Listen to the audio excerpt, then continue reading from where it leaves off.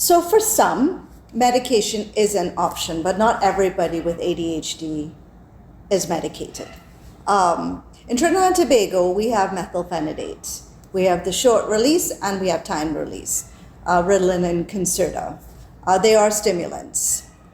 In other countries, there is more of an option, but that's what we have right now here to treat inattention.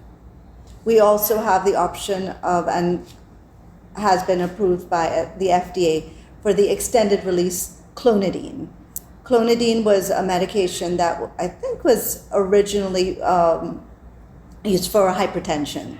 The FDA has approved it for the use of inattention and impulse control as well. Medication does not work for everyone. There are people who just don't resonate well with medication. So the therapies are really, really important with medication.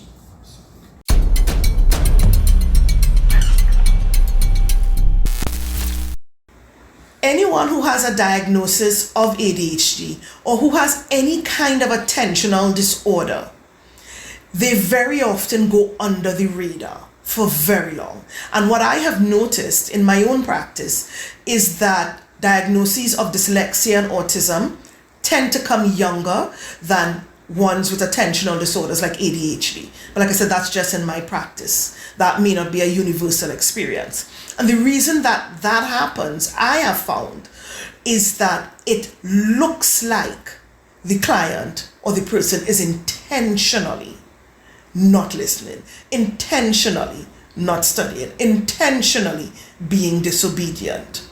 When in truth and in fact, they are trying very hard to comply, but do not yet have the skills. When you, as the child, are trying your very best, and you will say to your parent, I know, but I can't.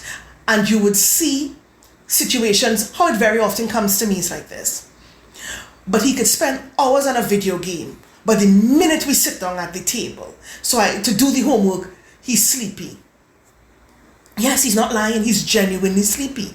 Because, think about it, in a video game, as soon as he makes one move, there's a reaction, there's feedback, and then he can loop into that feedback and make another reaction, and then there's feedback. When you sit and do homework, you have to wait a good 24 hours or more to get feedback. And that lack of feedback loop, that lack of understanding what's happening, what's immediately required, not hitting the dopamine needs, then results in it looking like, but if you could do it here, why you can't do it there?